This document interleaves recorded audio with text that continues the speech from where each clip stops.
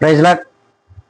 దేవాతి దేవుని యొక్క గొప్ప ఘనమైన నామములో పరిశుద్ధ దినమున పునరుద్ధాన దినమైనటువంటి ఈ ఆదివార దినమున సంఘంలోని ప్రతి ఒక్కరికను, ప్రతి జనమునకును, ప్రతి ప్రజలకును ప్రభువైన యేసు క్రీస్తు నామములో శుభాభివందనములు తెలియజేసుకుంటూ ఉన్నాను. మరి ప్రాముఖ్యమైన సమయమునకు మనం వచ్చి ఉన్నాం. ఈ దినం దేవుని యొక్క గొప్ప వాక్యము మరి మనం చూద్దాము. అది హోషేయ గ్రంథము 4వ అధ్యాయము 1 నుండి 3 లేఖనముల వరకు మనం చదువుకుందాం. ఇజ్రాయేలీయుల వారలారా, యెహోవా మాట ఆలకించుడి. సత్యమును కనికరమును దేవుని గూర్చిన జ్ఞానమును దేశమందు లేకపోవట చూచి యెహోవా దేశ నివాసులతో వ్యాజ్యమాడుచున్నాడు. అబద్ధ సాక్ష్యము పలుకుటయు, అబద్ధమాడుటయు, హత్య చేయుటయు, దొంగిలించుటయు, వ్యభిచరించుటయు వాడుకయ్యను. జనులు కన్నము వేసెదరు, మానక నరహత్య చేసెదరు. కాబట్టి దేశము ప్రేలాపించుచున్నది. దాని పశువులను, ఆకాశ పక్షులను, కాపురస్తులందరూ క్షీణించుచున్నారు. సముద్ర మత్స్యములు కూడా గతించిపోవచ్చున్నవి. హల్లెలూయా. దేవునికే మహిమ కలుగునుగాక. దేవుడు ఈ దినమున మనతో, అందరితో కూడా దేశ నివాసులతో మాట్లాడుతున్నాడు ప్రత్యేకంగా. చూడండి, సర్వ మానవాళి, ప్రతి దేశ జనులు కూడా చేస్తున్నటువంటి అబద్ధపు సాక్ష్యముల వలనను, వ్యాజ్యమాడుట వలనను, అలాగే అబద్ధమాడుటయు, హత్య చేయుటయు, విభిచరించుటయు, ఇంకను అనేకమైన మానవ హత్యలు చేయుటయు, ఇట్టి దుష్కార్యముల చేత దేశము ప్రలాపించుచున్నది. అంటే దేశము దుఃఖించుచున్నది అని దేవుని వాక్యం సెలవిస్తూ ఉంది. ఇటు దేవుని వాక్యం సెలవివ్వడం అంటే మరి దేశంలో చేస్తున్నటువంటి ప్రజల యొక్క ఆకృత్యములన్నిటిని కూడా ఇక్కడ పొందుపరచడం జరుగుతూ ఉన్నది. అంతేకాదంట, సర్వ మానవాళి చేస్తున్నటువంటి ఆకృత్యముల వలన పక్షులు నశించిపోతున్నాయి,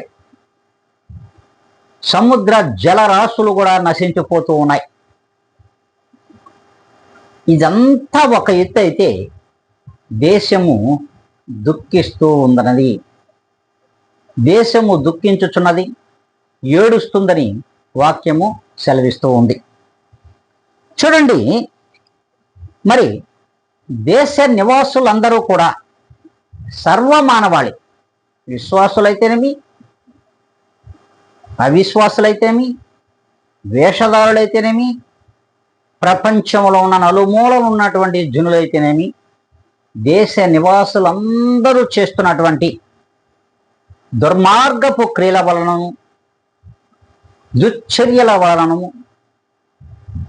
మరి అనేకమైన మరి వారి యొక్క దేవునికి ఆయాసకరమైనటువంటి క్రియల చేత దేశమును భ్రష్టు పట్టించేస్తున్నారు.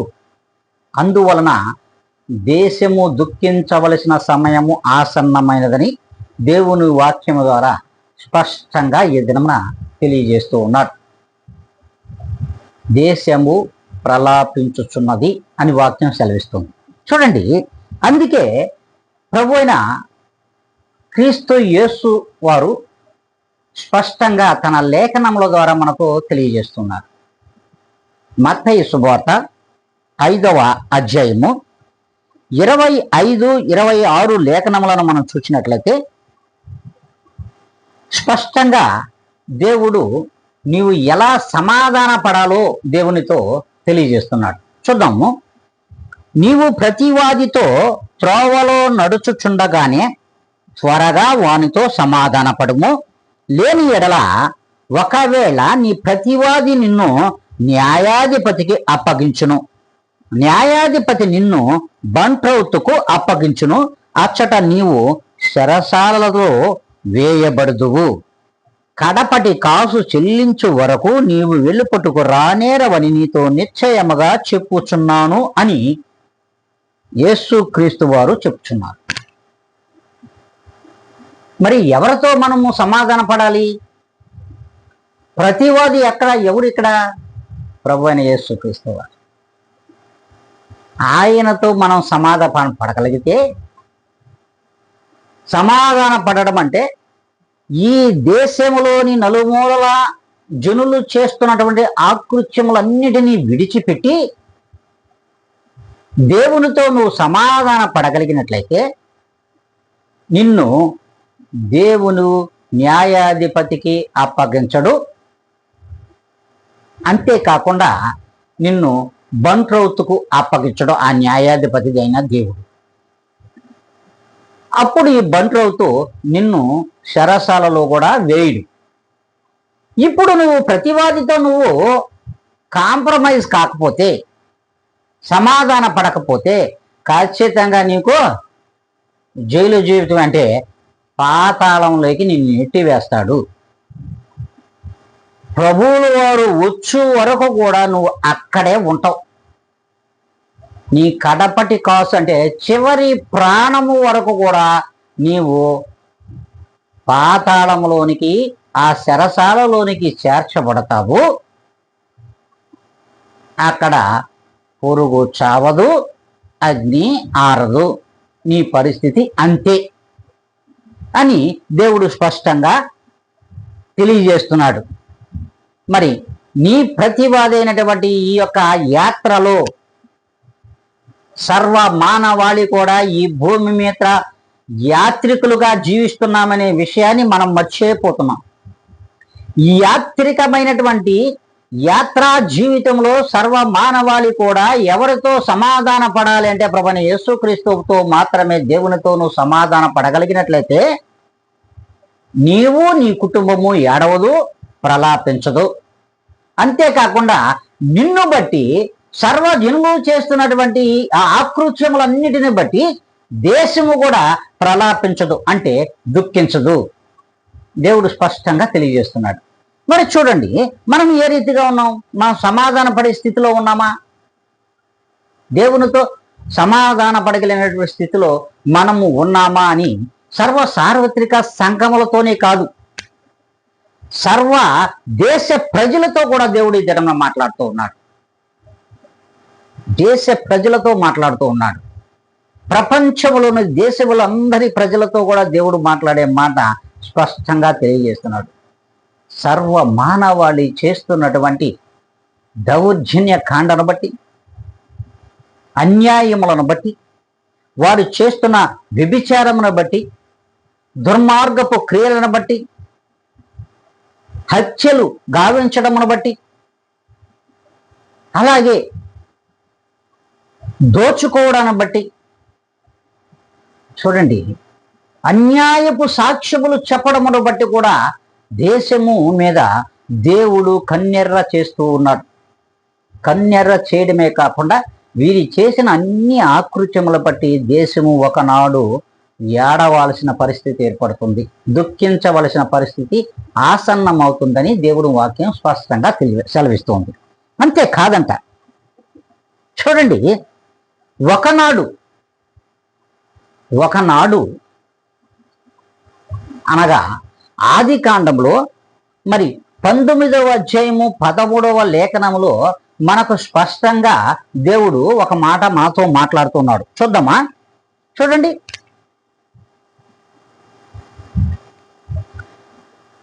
for we are about to destroy this place అంటున్నాడు.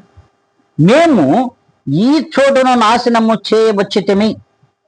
వారిని గూర్చిన మొర దేవుని సన్నిధిలో గొప్పదాయను గనుక దానిని నాశనము చేయ దేవుడు మమ్మును పంపెను. చూడండి, లోతు నివసించుచున్నటువంటి సొదొమ గొమొర్రాల యొక్క ఘోర స్థితి మహా గొప్పదైనది కనుక ఆ చోటును నాశనము చేయడానికి మమ్ములను దేవుడు పంపెను అని దేవుని యొక్క దూతలు అబ్రహాము గారితో సెలవివ్వడము, ఆయనతో మాట్లాడడం కూడా మనము పరిశుద్ధ గ్రంథంలో చూస్తున్నాం. అయితే ఇక్కడే ప్రత్యేకంగా మనం గమనించాలి. అట్టి పరిస్థితులలో అబ్రహాము యొక్క వినయ విధేయతలను బట్టి అబ్రహాము దేవునికి మరి ప్రతిష్ఠింపబడిన వాడు కనుక దేవునితో మరి ఆయన సమాధాన పడి ఉన్నాడు కనుకనే మరి అబ్రహాము యొక్క రక్త సంబంధీకులైనటువంటి లోతును, లోతు యొక్క పిల్లలను, భార్యను వెలుపటికి ఆ యొక్క దూతలు సొదొము గుమ్మొర పట్టణముల నుండి వెలుపటికి తీసుకురావడం జరిగింది. అయితే ఇక్కడే మనం ప్రత్యేకంగా గమనించాలి. చూడండి, ఏ యొక్క ఆస్తి కోసము, ఏ అంతస్తు కోసము తన యొక్క సంపద సొదొమ గుమ్మొర పట్టణాలలో కాలిపోతూ ఉన్నది అగ్ని గంధకముల చేత అని ఒక్కసారి తన ఆస్తిని అంతటిని వదులుకుని వస్తున్నానని ఆపేక్ష ఆతృత కలిగినటువంటి లోతు భార్య ఒక్కసారిగా వెనుకకు తిరిగి చూడడం, ఉప్పు స్తంభం అయిపోవడం కూడా కళ్ళకు కట్టినట్టుగా ప్రభువులు వారు పరిశుద్ధ లేఖనములలో చూపిస్తూ ఉన్నాడు. అయితే నీ ఆస్తి దేవుడై ఉండాలి. నీ అంతస్తు ప్రభు అయిన క్రీస్తు అయి ఉండాలి. నువ్వు ఎప్పుడైతే లోకములో ఆ సంపాదన మీద నువ్వు ఎప్పుడైతే ఒక్కసారి వెనుకకు తిరిగావో, ఆశ పుట్టి నువ్వు ఉప్పు స్తంభముగా మారిపోయినటువంటి ఆ యొక్క లోతు భార్యను ఈ దినమున మనం జ్ఞాపకం చేసుకుంటూ ఉన్నాం.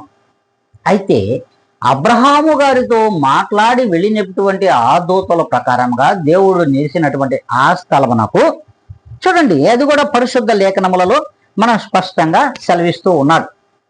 ఆదికాండము 19వ అధ్యాయము నుండి 27, 28 లేఖనముల వరకు మనం చూసినట్లయితే, తెల్లవారినప్పుడు అబ్రహాము లేచి తాము దేవుడు నిలిచిన చోటుకు వచ్చి సొదొమ గుమ్మొరల తట్టును ఆ మైదానము యావత్తును చూడగా, అదిగో ఆ ప్రదేశము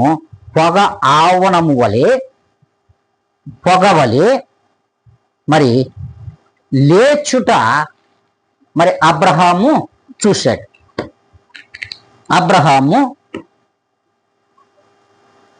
లేస్తూ ఉన్నది, పొగ లేస్తూ ఉంది. పొగలు మాత్రమే కనబడుతున్నాయి. దేశము కాలిపోతూ ఉంది, పట్టణములు కాలిపోతూ ఉన్నాయి. పొగ మాత్రం లేవడం అబ్రహాం చూస్తున్నాడు. చూడండి, నాడు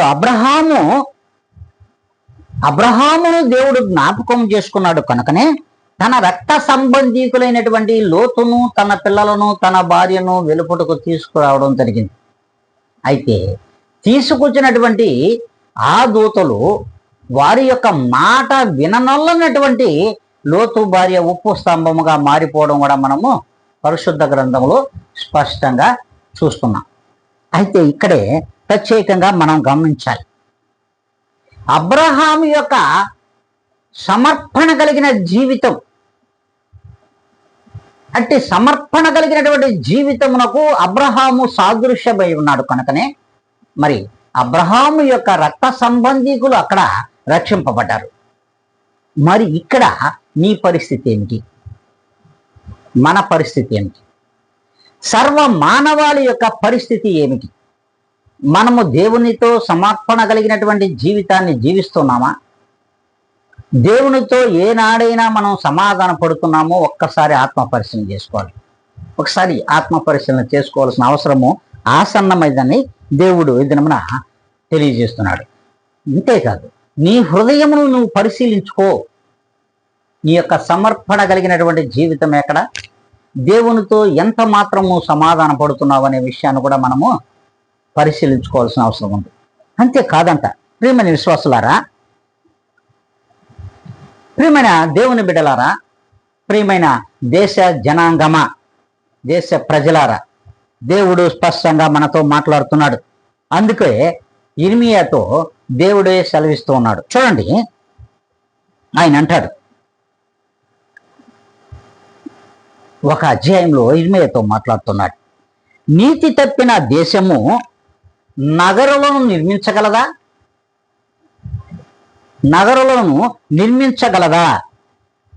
అలాగే న్యాయము తప్పినటువంటి మనుషులు పట్టణములను మరి మేడలను నిర్మించుకోగలరా? చూడండి, స్పష్టంగా దేవుడు మాట్లాడుతూ ఉన్నాడు. నీతి తప్పినటువంటి దేశము నగరులను నిర్మించుకోగలదా? న్యాయము తప్పినటువంటి మనుషులు మరి మేడలను మరి పట్టణములను నిర్మించుకోవడం ఒట్టి భ్రమే అంటున్నాడు ప్రభువు వారు. అది వారి భ్రమే, ఏ మాత్రము కూడా వారి వల్ల కాదు అంటున్నాడు. అంతేకాదు, అందుకే ప్రభువు వారు స్పష్టంగా అంటాడు, రాజులైన, ప్రధానులైన, యాజకులైన, మంత్రులైన, సామంతులైన, అధికారులైన, పాపములైన దేవుని దృష్టిలో ఒక్కటే.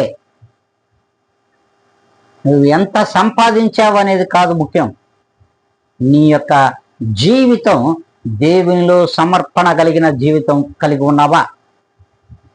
నీ యొక్క జీవితంలో దేవునిలో ఏనాడైనా సమాధాన పడగలిగావా? నీ స్థితి ఎక్కడ అని దేవుడు అడుగుతున్నాడు. ఎవరైనా ఒకటే దేవునికి.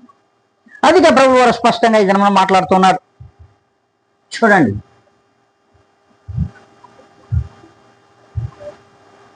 యెషయా గ్రంథంలో కూడా స్పష్టంగా దేవుడు ఈ రీతిగా మాట్లాడుతున్నాడు. ఒక సందర్భంలో దేవుడే వివరిస్తా ఉన్నాడు. చూడండి, ప్రియమైన విశ్వాసులారా, ప్రియమైన జనాంగమా, ఒక్కసారి ఆత్మ పరిశీలన చేసుకోవాల్సిన అవసరం ఉంది. లేఖనములను మనము క్షుణ్ణంగా వినవలసిన అవసరం కూడా లేకపోలేదు. అందుకే యెషయా గ్రంథము స్పష్టంగా దేవుడు వివరిస్తున్నాడు. యెషయా గ్రంథం ఇర్మీయా గ్రంథం 23వ అధ్యాయం 14వ లేఖనంలో స్పష్టంగా తెలియజేస్తున్నాడు. ఆయన ఒక మాట అంటాడు, అంతా చదవను కాదు. చూడండి, యెరూషలేము ప్రవక్తలు ఘోరమైన క్రియలు చేయగా నేను చూసితిని. వారు వ్యభిచారులు, అసత్య ప్రవర్తనలు, ఎవరనూ తమ దుర్మార్గత నుండి మరలక తమ దుర్మార్గుల చేతులను బలపరుచుదురు. వారందరూ నా దృష్టిలో సొదొమ వలె నైరి. దాని నివాసులందరూ గొమొర్రా వలె నైరి. చూడండి, ఆ యొక్క వారందరూ అంట దేవుని యొక్క దృష్టిలో సొదొమ వలె అయిపోతున్నారు. అలాగే వారి నివాసాలన్నీ కూడా గొమొర్రాల వలె అయిపోయినాయి, అంటే కాలిపోతూ ఉన్నాయి. ఇలా అయిపోతారు. ఎందుకంటే సర్వలోక మానవాళి ఈ దినమున దుర్మార్గులతో జతగడుతూ ఉన్నారు, దుష్ట క్రియలతో సాంగిత్యం చేస్తున్నారు. అంతేకాకుండా వ్యభిచారులతో సాంగిత్యం చేస్తున్నారు. అంతేకాకుండా ఘోరమైన క్రియలను ఈ లోకములో జరిగించుతున్నారు, దేశంలో జరిగించుతున్నారు. ఘోరమైన క్రియలు, హత్యలు, అవమానాలు, వ్యభిచారములు, దుర్మార్గములు, అట్టి దుర్మార్గులతోని జత కట్టిన వారైపోతున్నారు. సేవకులు, ప్రసంగికులు, ప్రవక్తలు, మరి కాపరులు, వీరందరూ కూడా అట్టి దుర్మార్గుల యొక్క క్రియలను వీరు బలపరుస్తున్నారంట. సర్వ మానవాళి అట్టి దుర్మార్గుల యొక్క క్రియలను, దుర్మార్గతను బలపరుస్తున్నారు. కనుకనే వీరు సొదొమ గొమొర్రా పట్టణాల వలె నాశనం అయిపోతారు అంటున్నాడు. నాశనం అయిపోతారు. అంతేకాదు, ప్రభువు స్పష్టంగా తెలియజేస్తున్నాడు. అందుకే ప్రభువు వారి దినమున అంటున్నాడు, ప్రియమైన సేవకులారా, సంఘ కాపురులారా, సర్వదేశ ప్రజలారా, వీరందరూ సర్వదేశాల్లో కూడా ప్రజలు ఈ రీతిగానే ఉన్నారు. దేశంలోని ప్రజలు కూడా, ప్రవక్తలు కూడా, ప్రసంగికులు కూడా, కాపరులు కూడా దుర్మార్గులతో జత కడుతూ ఉన్నారు. కనుకనే దేశము ప్రలాపించుచున్న అవసరము ఏర్పడుతూ ఉన్నది. దేశము ప్రలాపించుచున్నది. ఖచ్చితంగా ఆ సమయము ఆసన్నమవుతుందని దేవుని వాక్యం సెలవిస్తోంది. అంతేకాదు, చూడండి, ప్రభువు వారు స్పష్టంగా సెలవిస్తున్నాడు. ఒక్కసారి మనల్ని మనం ఆత్మ పరిశీలన చేసుకోండి. మనము దుష్టులను బలపరచడం లేదా? మరి అట్టి దుర్మార్గులను, వారి క్రియలను బలపరచడం లేదా? సేవకులు బలపరచడం లేదా? మరి కాపర్లు బలపరచడం లేదా? ప్రసంగికులు బలపరచడం లేదా? అలాగే సర్వదేశ ప్రజలు అట్టి క్రియలను బలపరచడం లేదా? ఒక్కసారి ఆత్మ పరిశీలన చేసుకోండి. ప్రియమైన దేవుని బిడ్డలారా, ప్రియమైన దైవ జనాంగమా, ఒక్కసారి ఆత్మ పరిశీలన చేసుకోవాల్సిన అవసరము ఎంతైనను లేకపోలేదు. అందుకే దేశము ఏడవాల్సిన స్థితికి ఏర్పడతా ఉంది. దేశమే దుఃఖిస్తుంది, దేశం దుఃఖిస్తుంది, దేశం ప్రజలు ఏడుస్తున్నారు. దేశము దుఃఖించే సమయం ఆసన్నమైంది, దేశ ప్రజలు కూడా దుఃఖించవలసిన సమయం కూడా ఆసన్నమైనది అని దేవుని వాక్యము ఈ దినం స్పష్టంగా మనందరితో మాట్లాడుతూ ఉన్నాడు. మనం చూస్తున్నాం. చూడండి, మనము చేసినటువంటి సర్వ మానవాళి దేవునితో సమాధాన పడకుండా దేవునికి వ్యతిరేకంగా క్రియలు చేయడం వలన మరి ప్రలాపించాల్సిన పరిస్థితులు దాపురించాయి అనాలి. వాస్తవానికి ఈనాడు దేశానికి దాపురించాయి, దేశము ప్రలాపించాల్సిన అవసరము ఏర్పడుతున్నదని అర్థం అని లేఖనము సెలవిస్తుంది. చూడండి, ముఖ్య గమనిక అంటాడు ప్రభువు వారు స్పష్టంగా తన సేవకులకు, నేటి సేవకులకు, కాపరులకు, విశ్వాసులకు మరి జాగ్రత్త సుమా అని చెప్తున్నాడు. మీరు ఇట్టి దుష్ట క్రియలను ప్రోత్సహించవద్దు. నువ్వు అవునంటే అవునను, కాదంటే కాదను, అంతే.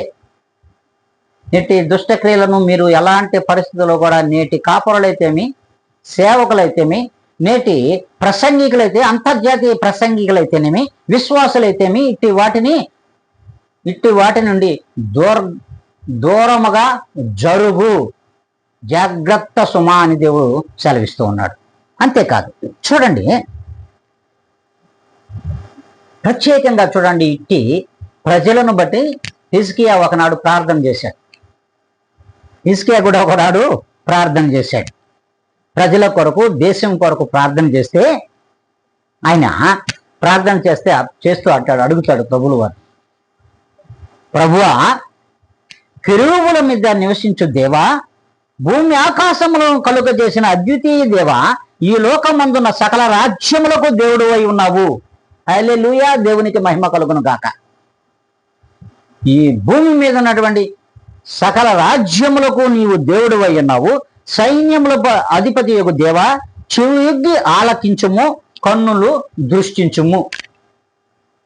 చెవియొగ్గి నా ప్రార్థనను ఆలకించుము, నీ కన్నులతో నువ్వు దృష్టించుము. మనుషుల చేతిలో తయారు కాబడిన కొయ్య రాళ్ళు లాంటి ప్రతిమా స్వరూపముల నుండి మమ్ములను విడిపించి రక్షించుము. ఇట్టి వాటి నుండి మమ్ములను విడిపించి రక్షించుము దేవా అని ప్రార్థనలో ప్రభులు వారితో విన్నవించుకోవడం చూస్తున్నాం. అంతేకాదు, దేవునితో సమాధాన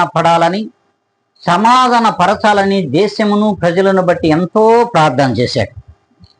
అందుకే ప్రభులు వారు స్పష్టంగా చెప్తా ఉన్నాడు. ఇర్మియా గ్రంథంలో 7వ అధ్యాయం 16లో ఆయన అంటాడు, కాబట్టి నీవు ఈ జనుల కొరకు ప్రార్థన చేయకము, వారి కొరకు మొరపెట్టకము, నన్ను బ్రతిమాలు కొనకము, నేను నీ మాట వినను. దేశము మీద నా కోపము ఉగ్రతను కుమ్మరించదను, ఎవ్వరు ఆర్పలేకుండా అది మండును. హల్లెలూయా, దేవునికి మహిమ కలుగును గాక. ఇట్టి ప్రజలను గూర్చి నీవు నాకు ప్రార్థన చేయొద్దు, నీ మొర నేను వినను, నీవు బ్రతిమాలు కొనవద్దు ఈ జనులను బట్టి. కాబట్టి నా యొక్క కోపమును బట్టి ఉగ్రత రేగగా, ఆ ఉగ్రత నుండి ఎవ్వడు కూడా ఆర్పలేడు. ఆ ఉగ్రత మండుచుండగా, దేశం మీద మండుచుండగా ఎవ్వరూ ఆర్పలేడు అని దేవుని వాక్యం సెలవిస్తుంది. చూడండి, నాడు సొదొమ గొమొర్రా పట్టణాలలో ఎంత ఆర్పాలని ప్రయత్నించినా ఎవ్వరూ ఆర్పలేకపోయారు. ప్రియమైన దేవుని బిడ్డ, ప్రియమైన సర్వదేశ ప్రజలారా, విశ్వాసులారా, మరి సమాజం వారా, దేశ నివాసులారా, ఒక్కసారి ఆత్మ పరిశీలన చేసుకోవాలి. ఎవడో ఆర్పలేకపోయాడు. ఎందుకంటే మనము చేసినటువంటి దుష్కార్యముల చేత, మనం చేసినటువంటి దుర్మార్గముల చేత దేశము ఒకనాడు చింతించాల్సిన పరిస్థితి ఏర్పడుతుంది, దుఃఖించాల్సిన పరిస్థితులు కూడా ఆసన్నమవుతూ ఉన్నాయి అని దేవుని వాక్యం సెలవిస్తోంది. అందుకే ప్రభులు వారు అంటాడు, ప్రియ దేశ జనాంగమా, మితిమీరి దౌర్జన్యము కాండ, దుర్మార్గపు క్రియలు, అసత్య ప్రవర్తన క్రియలు జరుగుతుంటే దేశము ప్రలాపించకుండా ఎలా ఉంటుంది ఒకసారి ఆలోచించి. మితిమీరిన దౌర్జన్యం, మితిమీరిన అన్యాయం, మితిమీరినటువంటి దుర్మార్గపు క్రియల చేత, దౌర్జన్యముల చేత దేశము ఎటు చూసినా జనులు ఆ రీతిగా ఉంటే దేశము ఏడవకుండా ఏమన్నా చేయగలమా? దేశాన్ని, దేశం దుఃఖించాల్సిన అవసరం ఖచ్చితంగా ఆసన్నమవుతుందని దేవుని విషయము ఈ దినమున మనకు చెప్తున్నాడు. అంటే విషయం దేవుని దగ్గర ఉంది, నీ దగ్గర నా దగ్గర ఏమి. అందుకే నువ్వు అందరూ మారితే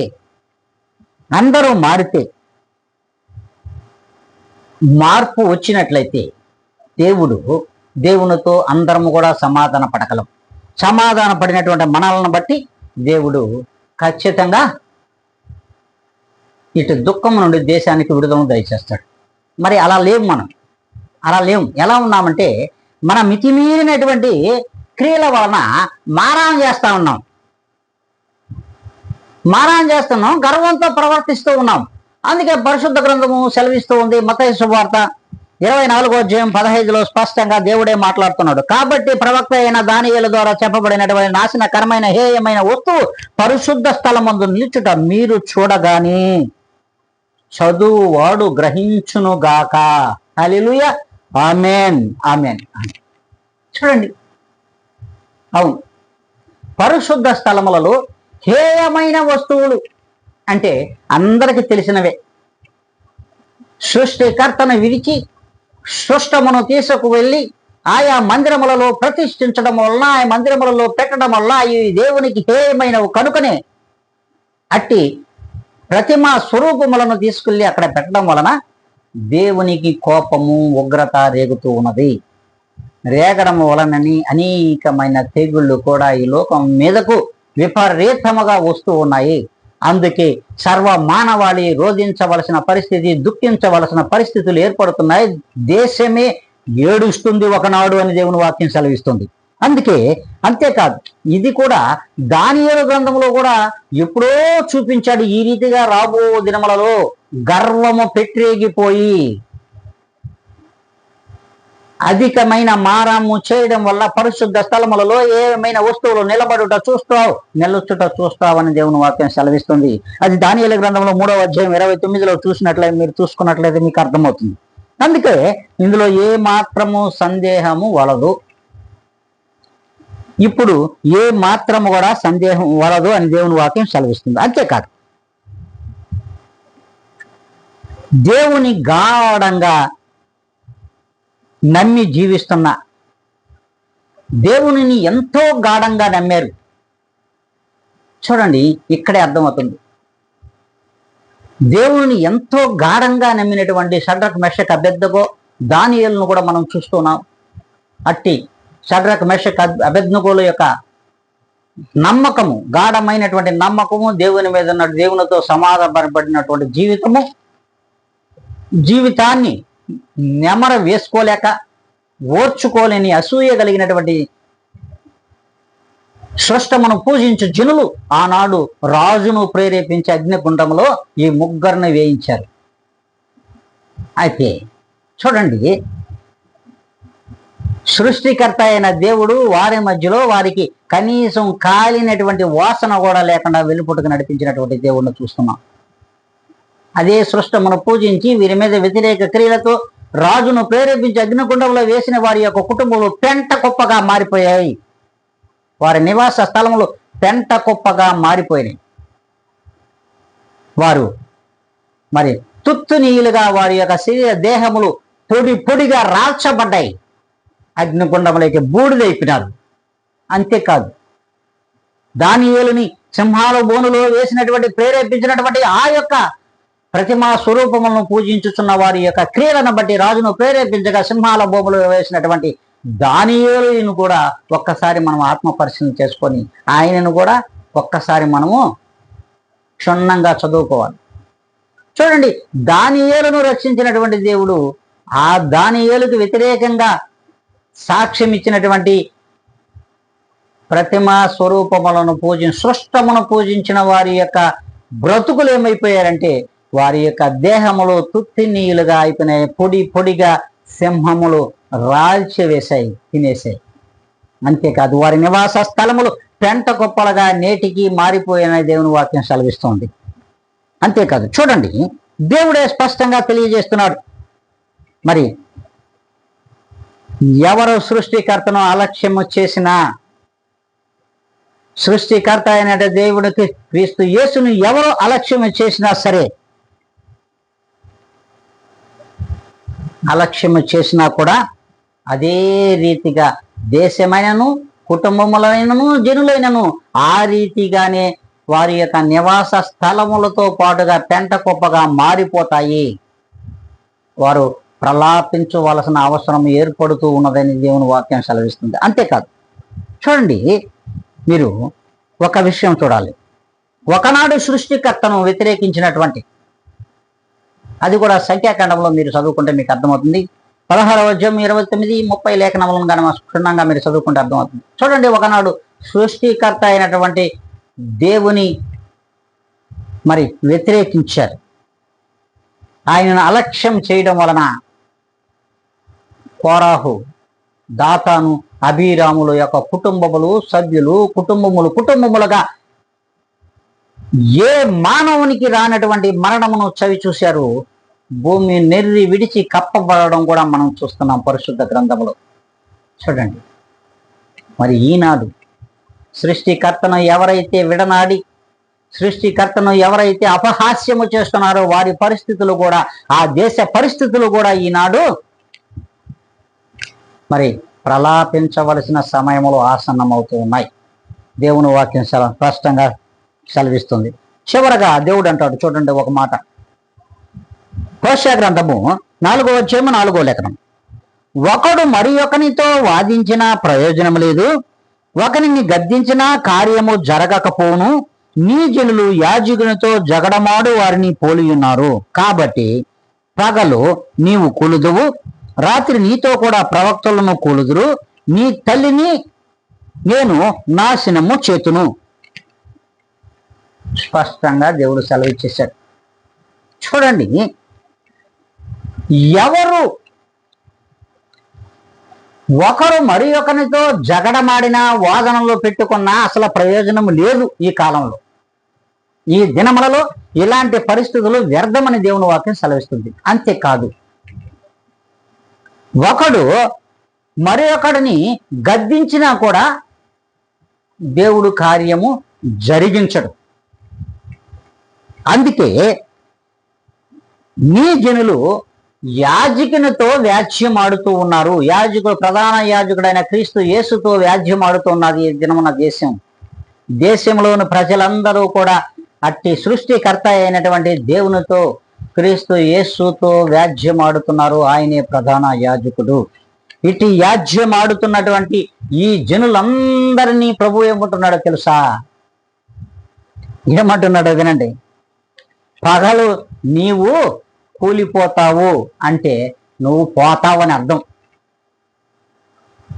రాత్రి నీ ప్రవక్తలు కూడా కూలిపోతారు. నీ ప్రవక్తలు రాత్రి వేళ నాశనమైపోతారు, కూలుదురు. అలాగే నీ తల్లిని నేనే నాశనం చేస్తా.